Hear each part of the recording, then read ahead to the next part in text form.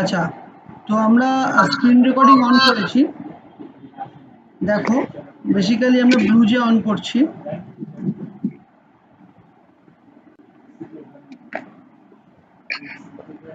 দেখো, আজকে আমরা করব ইনহেরিটেন্স। তো ইনহেরিটেন্স কাকে বলে?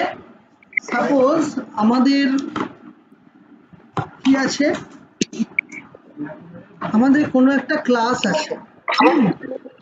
আমি একটা ক্লাস নিচ্ছি, লাইক অ্যানিমাল। অ্যানিমাল আমার একটা ক্লাস। এই অ্যানিমাল ক্লাসের মধ্যে আমি একটা ক্লাস লিখছি, class animal. Class animal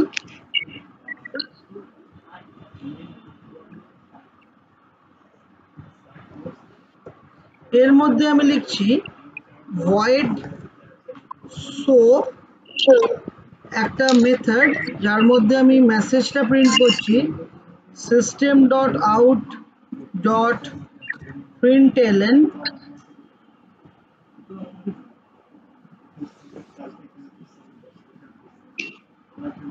all animals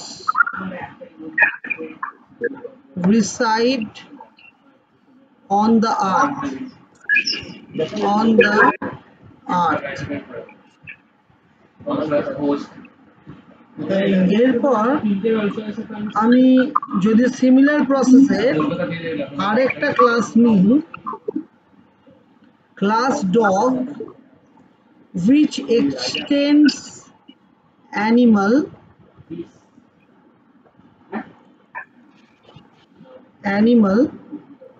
so একটা ডগ ক্লাস নিয়েছি যেটা এক্সটেন্ড করছে অ্যানিমালকে। void show আমি মেসেজ দিচ্ছি system.out.println animal dog is an animal। এবার আমি লিখছি public static void main string args, এর মধ্যে আমি লিখলাম স্ট্যাটিক, static, স্ট্যাটিক println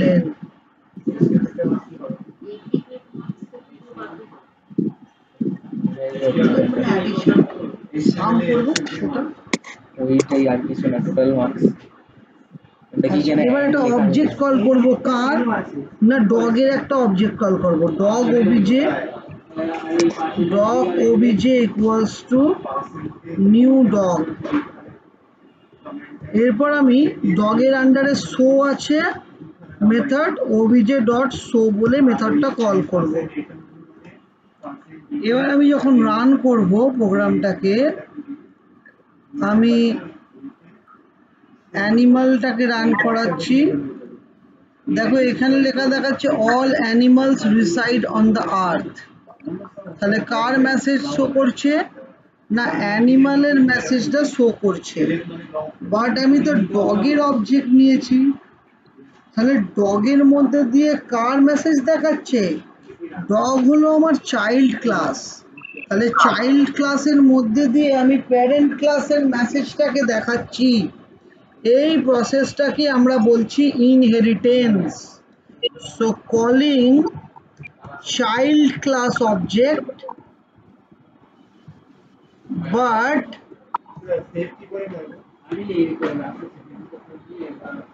কোনটা কেটে দে, পুরোটা নয়, দিনের আগে। আচ্ছা, calling child class object but showing base class message is called inheritance। তাহলে ইনহেরিটেন্স কাকে বলবো? আমি চাইল্ড ক্লাসের অবজেক্ট কল করাবো, বাট আমার প্যারেন্ট ক্লাসটা শো করবে। তাহলে এই প্রসেসটাকে আমরা বলছি ইনহেরিটেন্স। ফাইলে যাও, F2 mark, save as mark, dot C তে সেভ হবে, ডট সি।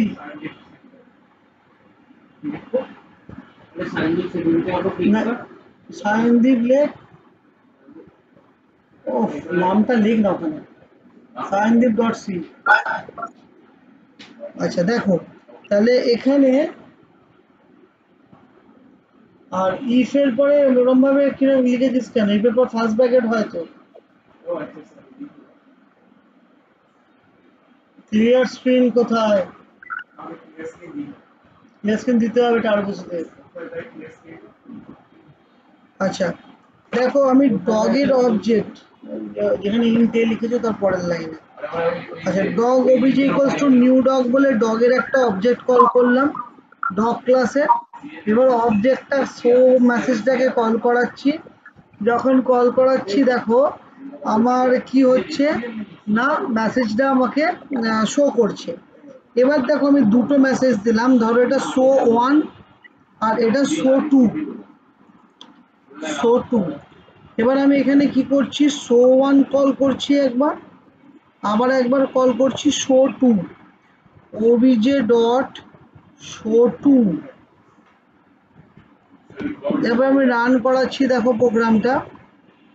এবার তখন দেখো দুটো মেসেজই আমাকে শো করবে। দেখো আমি এখানে দেখাচ্ছি শো 1। আচ্ছা এবার যদি শো 2 কে কল করাই, শো 1টা আমি পাচ্ছি, বাট শো 2 কে যদি কল করাতে চাই কি করে করব? দেখো dog class dog extend animal, আচ্ছা void show system dot out dot println animal public static void main string এর dog obj equals to new dog. তাহলে ওবিজে ডট শো আর ওবিজে ডট শো 2, তাহলে শো 1 একটা, show 2 একটা।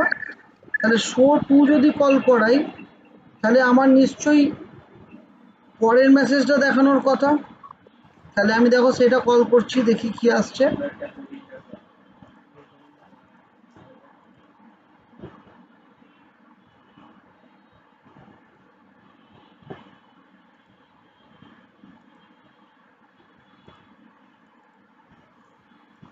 আচ্ছা এটাকে আমি পাবলিক ক্লাস করে দিচ্ছি, আর এটাকেও আমি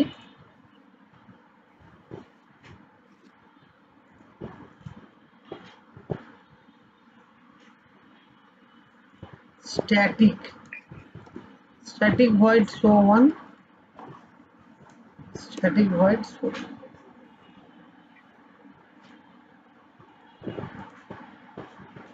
শো 1 কল হচ্ছে, এবার যদি শো 2 কল করি,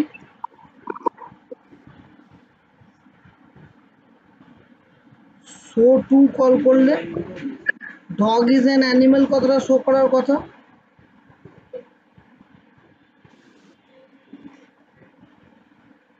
তাহলে এটা যদি আমি আর একটা নতুন ক্লাসের মধ্যে করি, আমার কি শো হচ্ছে দেখো,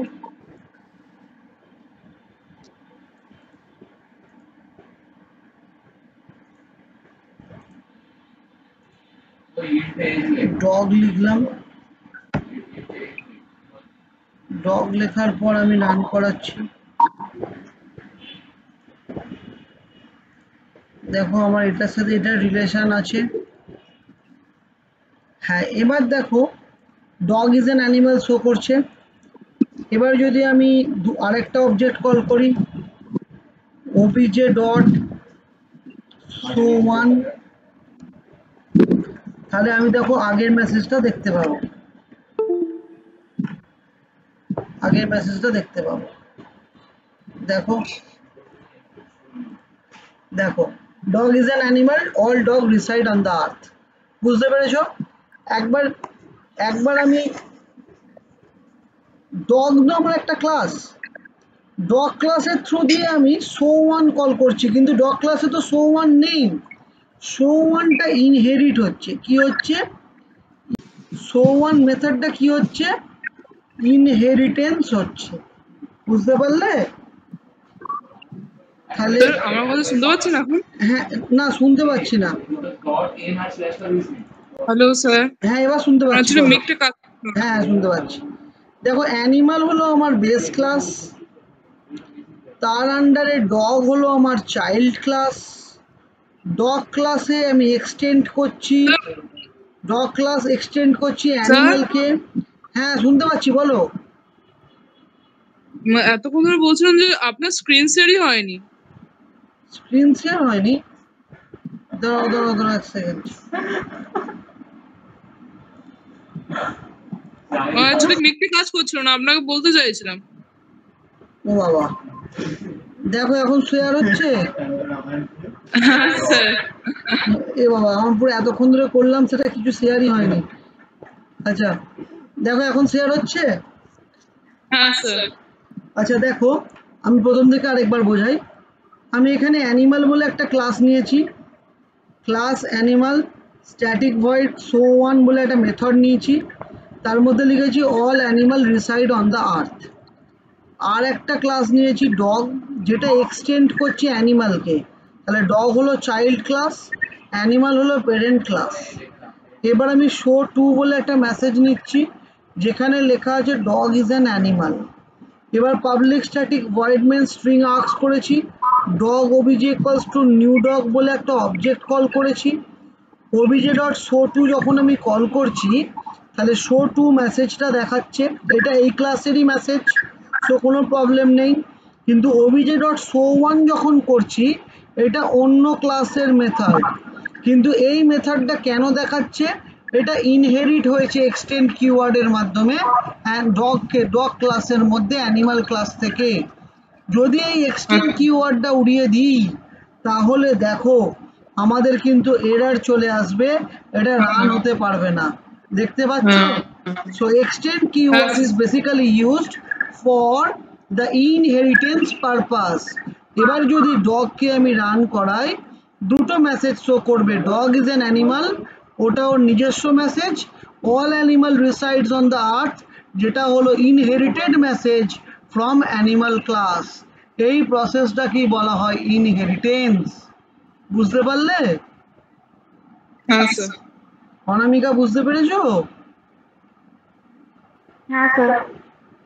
আচ্ছা, তাহলে আমি একটা নোট শেয়ার করছি, তোমরা একটু নোট ডাউন করে নাও, এই প্রসেসটার উপরেই আছে, দিয়ে দিচ্ছি। আচ্ছা